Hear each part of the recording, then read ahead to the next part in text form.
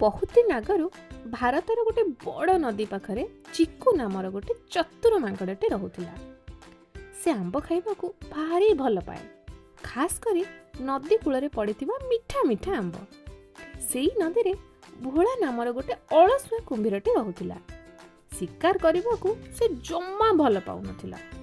ନଦୀ କୂଳରେ ପଡ଼ି ରହିବା ଆଉ ମାଗଣାରେ ମିଳିଯାଉଥିବା ଖାଦ୍ୟ ଖାଇବାକୁ ତାକୁ ଭାରି ଭଲ ଲାଗୁଥିଲା। ଗୋଟେ ଦିନ ଭୋଳା ଦେଖିଲା ଚିକୁ ବସି ଖୁସିରେ ମିଠା ମିଠା ଆମ୍ବ ଖାଉଛି। ସେ ହସି ହସି କହିଲା, ମାଙ୍କଡ଼ ବନ୍ଧୁ, ମୋତେ ଗୋଟେ ଆମ୍ବ ଦଉନା। ଚିକୁ ହସି କହିଲା, ସେତେବେଳେ ଆମ୍ବ ଦେବି ଯଦି ତୁ ପ୍ରତିଜ୍ଞା କରିବୁ ମୋତେ କେବେ ବି ଖାଇବୁନି। ଭୋଳା ହସି ହସି ମିଛ ପ୍ରତିଜ୍ଞା କରିଦେଲା। କିଛି ଦିନ ପରେ ଭୋଳା ଆସି କହିଲା, ମୋ ସ୍ତ୍ରୀ ତୁମ ସହ ଦେଖା କରିବାକୁ ଚାହୁଁଛି। ଚିକୁ ନଦୀ ପାର କରିବା ପାଇଁ ଭୋଳାର ପିଠି ଉପରେ ବସି ପଡ଼ିଲା। ଯେମିତି ନଦୀ ମଝି ହେଇଗଲା, ଭୋଳା କହିଲା, ସତ କଥା ତ ହେଲା ମୋ ସ୍ତ୍ରୀ ତୋର ହୃଦୟ ଖାଇବାକୁ ଚାହୁଁଛି। ଚିକୁ କିନ୍ତୁ ଜମା ଡରିଲାନି। ସେ ହସି ହସି କହିଲା, ଏହେ, ମୁଁ ତ ମୋ ହୃଦୟଟା ଆମ୍ବ ଗଛରେ ଛାଡ଼ି ଦେଇଛି। ଚାଲ ଚାଲ ଫେରିଯିବା, ନେଇ ଆସିବା।